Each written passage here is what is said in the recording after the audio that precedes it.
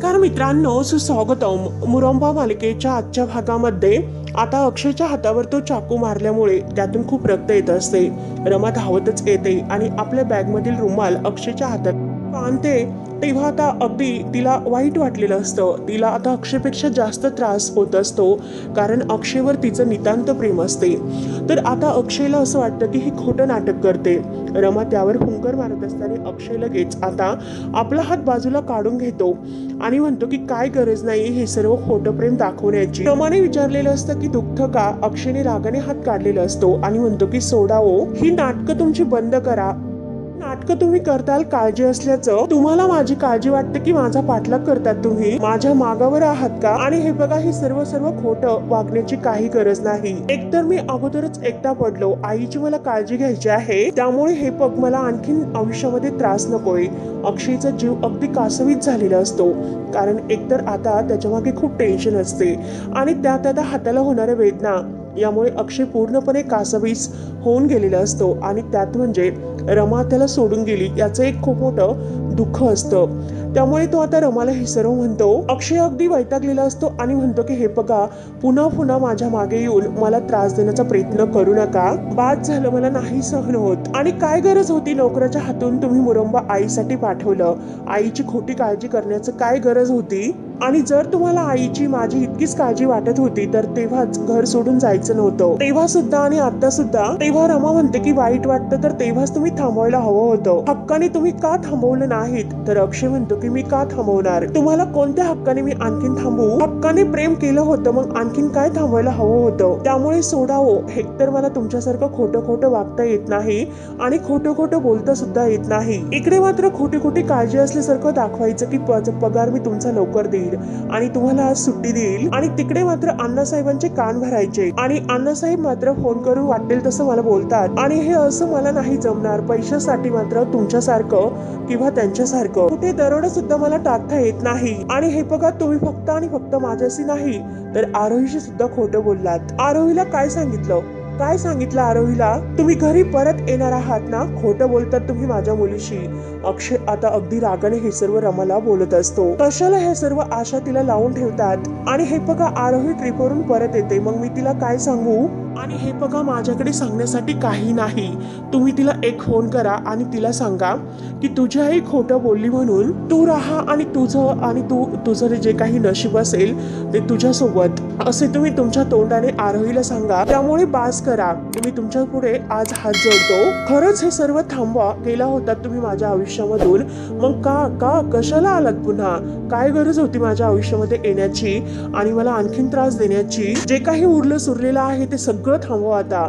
अक्षय अगदी दात खात हे सर्व बोलत असतो. रमा मात्र अगदी डोळ्यात पाणी आणत शांतपणे हे सर्व ऐकून घेते आणि फक्त ती अक्षयकडे एकटक पाहत असते. डोळ्यामध्ये पाणी असतं. अक्षयच्या वेदना तिला समजत असतात. अक्षय खूप रडत असतो आणि अगदी रागाने तो आता रमाने बांधलेला रुमाल सुद्धा आपल्या हाताचा सोडतो आणि त्याला इतक्या वेदना होतात तरी सुद्धा सहन करतो. त्याचा तो चेहरा बघून रमाला इतकं वाईट वाटतं. तेव्हा आता अक्षय म्हणतो की नकोय, मला ही मलमपट्टी सुद्धा नकोय. एकतर अगोदरच इतक्या जखमा दिलेल्या आहेत आणि त्यात म्हणजे ही आणखीन एक. या जखमा मी एक वेळेस सहन करेल, परंतु ही खोटी मलमपट्टी नकोय. तेव्हा अक्षय आणि रमा एकमेकांकडे बघतात तर अक्षय उठतो आणि तेथून अगदी आपल्या हातातून रक्त येत असते आणि तेथून तो जायला निघतो. तो जात असतो. रमा सारखी डोळे भरून त्याच्याकडे पाहत असते. तेव्हा आता अक्षयने फेकून दिलेला रुमाल रमा उचलते आणि त्या रुमालकडे बघत आता अक्षय जे काही बोललेलं आहे ते सर्व क्षण आता रमाला आठवतात. रमाच्या डोळ्यातून खळखळ पाणी वाहत असतं. रमाला खूप वाईट वाटतं. अक्षय तिला खूप काही बोलला, जे काही तिची काही चूक नसताना तिने घर का सोडलं याचं कारण तो अगदी माहिती करून न घेताना तिच्यावर इतके आरोप मात्र अक्षयने केलेले असतात. ते प्रत्येक आता रमाच्या डोळ्यासमोर येतात. त्यानंतर आता इकडे अण्णा आणि इरावती यांचा फोन होतो. इरावतीने आता अण्णांना जेथे भेटायला बोलावलेलं असतं तर अण्णा तेथे येतात. तर इरावती हसतच आता आपल्या मोबाईलमध्ये बघत हसत अण्णांच्या मागून येते आणि हात जोडून त्यांच्यासमोर उभी राहते आणि अण्णांना नमस्कार करते, हसत असते. तर अण्णा रागाने विचारतात की काय काम आहे तुमचं. एकतर ऑलरेडी तुम्ही लेट आला आहात, त्यामुळे कामाचं जे काही असेल ते बोला. एकतर मला खूप घाई आहे. तर इरावती म्हणते अण्णासाहेब, हे बघा, घाई तर सगळ्यांनाच आहे, परंतु हे बघा, मी ज्या कामासाठी आले तर त्या कामासाठी तुम्ही अजून थोडा वेळ थांबू शकता. त्यावर आता अण्णा म्हणतात की हे बघा, कामाचं जे आहे तर ते बोला. तर आता लगेच इरावती म्हणते अक्षय आणि रमा. तर अण्णा विचारतात की त्याचं काय. इरावती म्हणते की हे बघा, अक्षय आणि रमा या दोघांना वेगळं करणं हे एक म्हणजे कारण जरी एक असले, या दोघांना वेगळं करण्याचा उद्देश जरी आपला एक असेल तरी मात्र आता मुरंबा म्हणजे हे बघा त्याचं कारण मुरंबा. तेव्हा आता अण्णांना काही कळत नसते. तेव्हा आता इरावती जे काही आहे ते सर्व अण्णांना समजावते. अण्णा आता विचार करतात. तेव्हा इरावती सांगते की 7 वर्षापूर्वी मात्र ज्याचं पॅटर्न हवं होतं तर तो मुरंबा मात्र रमा आणि अक्षय यांनी कुणालाच विकला नव्हता. जर अक्षयने रमाला ते विकले, अक्षयला काही पैसे मिळतील आणि तुमच्या बॉन्डचे जे 5 लाख रुपये आहे, अक्षय मात्र ते पैसे तुम्हाला परत करून अक्षय आणि अक्षयची फॅमिली कायमची पाचगणी सोडून निघून जाईल. त्यामुळे अक्षय हा रमासमोर कधीही परत येणार नाही. त्यावर आता हे सर्व ऐकल्यानंतर अण्णा विचारतात आता मात्र अक्षय हा जो काही विचार आहे तो करायला तयार आहे का, म्हणजे त्याचा ब्रँड तो विकायला तयार आहे का. त्यावर आता इरावती म्हणते की हे बघा, त्याचं मन वळवण्याची जबाबदारी माझी असेल. रमाने हा ब्रँड विकत घेतला किंवा रमाने हा ब्रँड विकायला तयार झाली तर तेच जास्त महत्वाचं आहे आणि त्याची जबाबदारी तुमची असेल. साम दाम दंडभेद या सगळ्याचा वापर करून मी अक्षयचं मन वळवण्याचा प्रयत्न करेल. त्यामुळे विश्वास ठेवा माझ्यावर, असे बोलून इरावती आपला हात अण्णांच्या हातामध्ये देण्यासाठी पुढे धरते. अण्णा आता तिच्याकडे पाहत असतात. इरावती हसून आपला हात पुढे धरते. तेव्हा अण्णा तिच्या हातामध्ये हात देतील आणि हा सगळं काही करायला ते तयार होतील. त्यानंतर रमा आता एकटी आता येत असते. तिला सारखं आता अक्षयचं ते बोलणं आठवत असते. आता तिच्या डोक्यामध्ये अगदी धक्का तिला बसलेला असतो. अक्षय जे काही बोललेलं आहे ते. आता मात्र अण्णा हे इरावतीच्या हातामध्ये हात देतात. तर आता त्यांच्या मागून रमा तिथे येत असते.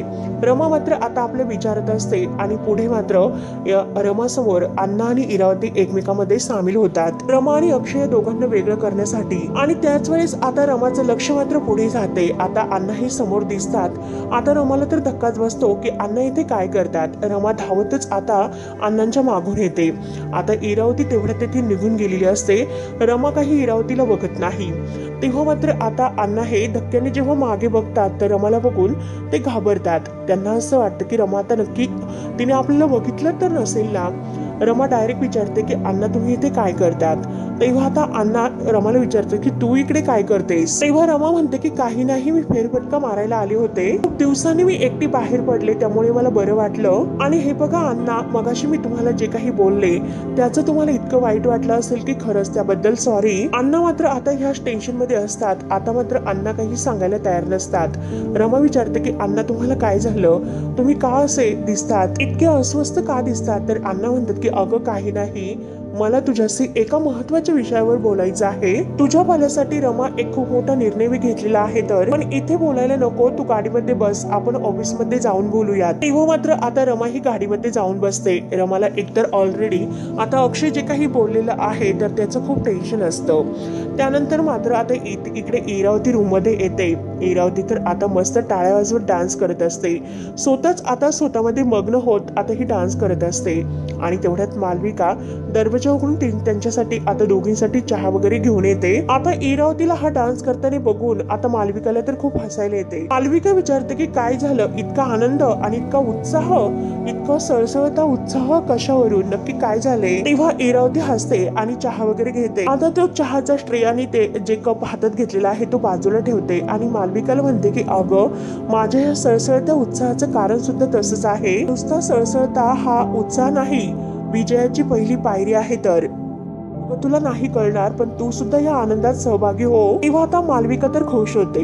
मालविका विचारते की इतका आनंद, परंतु नक्की काय झाले ते मला तरी सांगा. तर इरावती खुश म्हणते की झाले असे की तो अण्णा आहे ना, अण्णासाहेब कर्णिक यांनी आपल्या प्लॅन मध्ये सहभागी होण्याचं अगदी वचन दिलेलं आहे. तर या सगळ्यासाठी तो तयार झाला. ते ऐकून आता मालविका खूपच खुश होते. मालविका म्हणते की खरं सांगतो तुम्ही, खरंच माझा तर विश्वास बसत नाही. तेव्हा इरावती म्हणते की अगं काय सांगू, अण्णा मात्र आता त्या रमाला तयार करणार आणि तो मुरंब्याचा ब्रँड आहे ना, आणि आज रात्री अक्षयला 9 नंतर फोन येणार आणि मग त्याला कळणार की त्याचा हा मुरंबा ब्रँड रेसिपी आहे. रमाने तो विकत घेतलेला आहे आणि हे ऐकल्यानंतर आता त्याच्या डोक्यावर मात्र मोठा असा बॉम्ब फुटणार.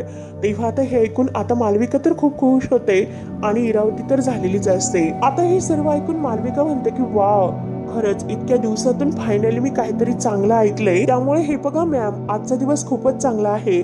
इरावती आता खुशून हो असं म्हणते आणि इरावती परत अगदी दात खात अगदी चिडत म्हणत असते की त्या मुकादमांना रस्त्यावर तर आणायचे, त्यांना त्रास द्यायचा आणि त्यांना टोचून टोचून मारण्याचं माझं स्वप्न आता पूर्ण होतंय. हे स्वप्न तर पूर्ण होणार. आजचा दिवस तर माझा आनंदाचा आहे आणि उद्या सुद्धा माझा वाढदिवसाचा दिवस सुद्धा आनंदात साजरा होणार आहे. तर ते ऐकून आता मालविका विचारते की काय म्हणतात, उद्या तुमचा वाढदिवस आहे का? आणि हे बघा मला माहितीच नव्हतं. आय एम सो सॉरी बर का. म्हणजे हे बघा एका दिवशी 2-2 असे गुड न्यूज. वा. तेव्हा आता इरावती म्हणते की हो अगं खूप खूप दिवसांनी मी इतकी शांत आनंदी समाधानी आहे. पण काय ग ए मालविका, काही बर्थडेची माझ्या पार्टी बिटी प्लॅनिंग वगैरे केलं की नाही तू? काहीतरी सरप्राईज प्लॅनिंग तर असेल ना माझ्यासाठी, करा लवकर. मालविका म्हणते की हो लगेच करते. इरावती म्हणते की अगं तुम्ही असं सरप्राईज प्लॅनिंग करा की ज्यामध्ये मला आवडणारे सगळ्या गोष्टी असतील. तुम्ही नक्की काय प्लॅन करतात ते सुद्धा मला सांगा बर का. तेव्हा आता मालविका आणि इरावती खूप असे हसतात. तेव्हा मालविका म्हणते की हो ते सर्व तर मी करतेच, पण तर इरावती म्हणते की हे बघ पण वगैरे मला माहिती नाही आणि मला माहिती आहे की तुझ्या डोक्यामध्ये काय सुरू आहे की रमा तयार झाली नाही तर, परंतु ऑलरेडी रमा ही तयार होईलच. पण कसं की आपण एक आदर्श पत्नी आहोत, आपण एक आदर्श मुलगी आहोत आणि आपण एक आदर्श आई आहोत हे सतत तिला दाखवून द्यायचं असतं ना. त्यामुळे आता एक आदर्श मुलगी म्हणून तिला हे सर्व मान्य करावेच लागेल आणि तिला पटवून देण्यामध्ये तो अण्णा आहे ना तो तर नक्की यशस्वी होईल.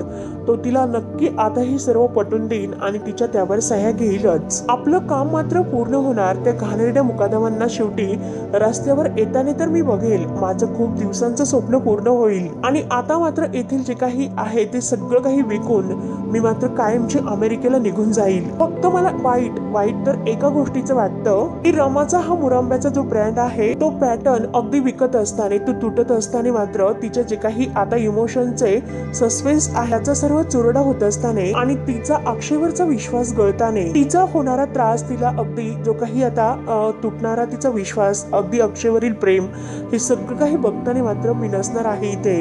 काही हरकत नाही, तू जा तयारी कर माझ्या सेलिब्रेशनची. बर्थडे तर माझा अगदी एन्जॉय करायलाच हवा आणि त्यासाठी सरप्राईज प्लॅनिंग लवकर तयार कर, जा लवकर. तेव्हा आता मालविका खुशून लगेच जायला निघते. इरावती तर खूप खुश असते. तेव्हा इरावतीच्या डोक्यात फक्त आता असते की रमा काही झाले तरी रमा आणि अक्षय या दोघांना आणखीनच एकमेकांपासून कायमचं वेगळं करायचे. तेव्हा आता तिचा प्लॅन अगदी ती सक्सेस करण्याचा प्रयत्न करत असते आणि ते पण अण्णांच्या मदतीने. त्यानंतर आता इकडे रमा मात्र ऑफिसमध्ये येते. आता अण्णांची ती वाट पाहत असते नक्की अण्णांना काय असं बोलायचं आहे. आणि तेवढ्यात तेथे साई येतो. साई विचारतो की काय तुम्ही अजूनपर्यंत येतेच आहात का? तेव्हा आता रमा म्हणते की हो केव्हापासून आम्ही येतेच आहोत, कारण अण्णांनी मला इथे सोडले आणि त्यांना काहीतरी बोलायचं आहे म्हणून मी त्यांची वाट पाहते. 2 तास झाले तेव्हाची मी वाट बघते आणि तुम्हाला त्यांनी काही सांगितले की नाही? तेव्हा आता साई म्हणतो की नाही, मला सुद्धा त्यांनी येथेच बोलावलेलं आहे. त्यांनी मला फक्त इतकं सांगितलं की मला त्यांनी ही गोष्ट सांगितली की काही महत्वाचा निर्णय घ्यायचा आहे, त्यामुळे साई तू सुद्धा लवकर तिकडे ये म्हणून मी येथे आलो. आणि त्यांनी मला इतकं सांगितलं की त्या निर्णयामध्ये तू सुद्धा महत्वाचा आहे.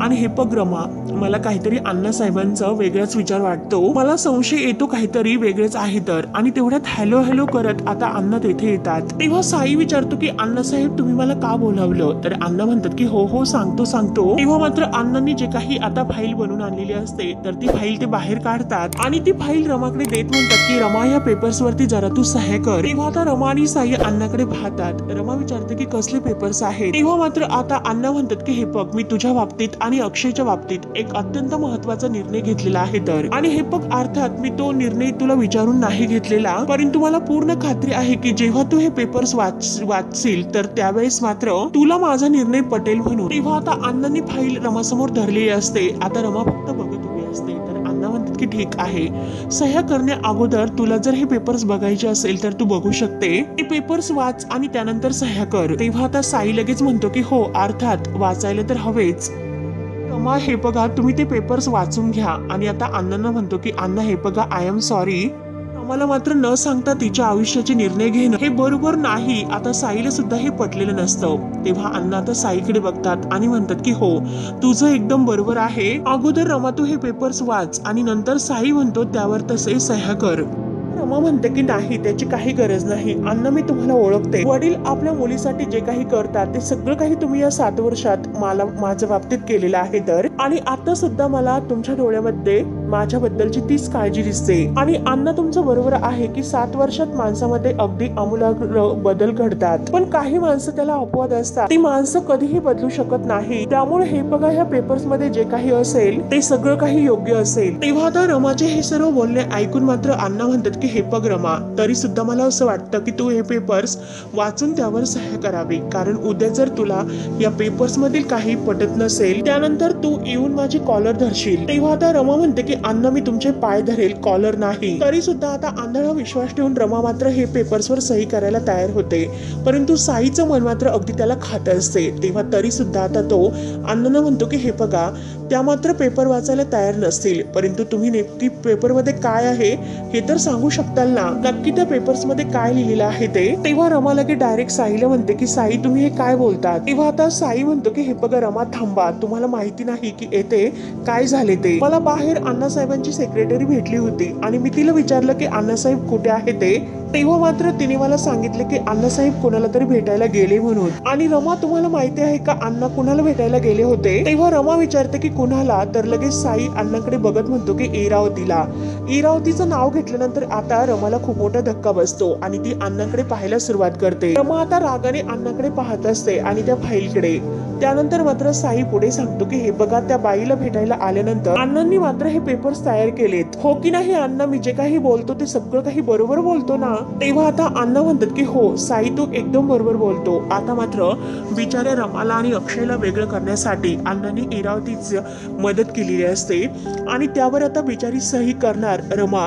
तोच लगेच साईने या सर्वातून आता रमाला वाचवलेलं असतं आणि अक्षयला सुद्धा. साईने प्रत्यक्ष अण्णांचा खोटेपणा आता रमासमोर उघडा केलेला असतो. अण्णा आता खाली मान घालून बघत असतात, त्यांचं अगदी रमाच्या नजरेला सुद्धा नजर ते देत नाही. तरी सुद्धा आता रमा म्हणते की हे बघा अण्णा, या पेपर्स मध्ये जे काही असेल ते अक्षय आणि माझ्या भल्याचंच असेल असे मी गृहीत धरते आणि त्यावर सह्या करते. आता साईला मात्र हे ऐकल्यानंतर खूप मोठा धक्का बसतो. साई तयार नसतो, तरी सुद्धा आता रमा सही करायला तयार होते. अक्षय साई तिला अडवतो, रमा तुम्ही काय करतात. आता अण्णा मात्र रमाकडे पाहत असतात, परंतु अण्णांसाठी मात्र रमा त्यावर सही करायला तयार होते.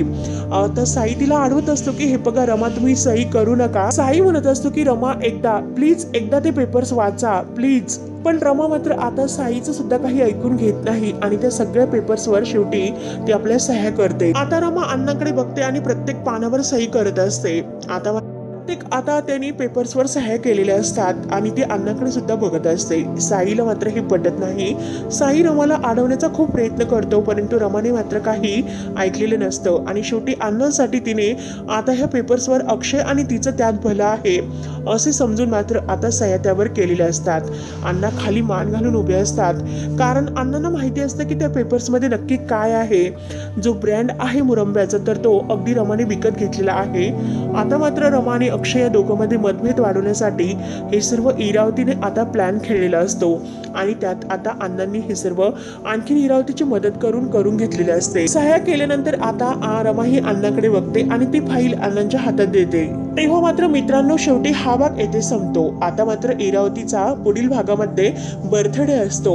आता मात्र रमाने छान असं सरप्राईज इरावतीला सुद्धा देण्याचं ठरवलेलं असतं. आता घरातील मालविका आणि सगळ्यांनी इरावतीच्या बर्थडेची खूप छान अशी तयारी केलेली असते आणि आता तयारी इतकी छान केलेली असते. पण त्याच वेळेस आता अक्षय हा केक कापण्यासाठी विचारतो की केक कुठे आहे. इरावती केक कापायला तर अगदी तयार असते, कारण इरावतीला खूप आता आनंद झालेला असतो आणि त्यात म्हणजे तिचा बर्थडे.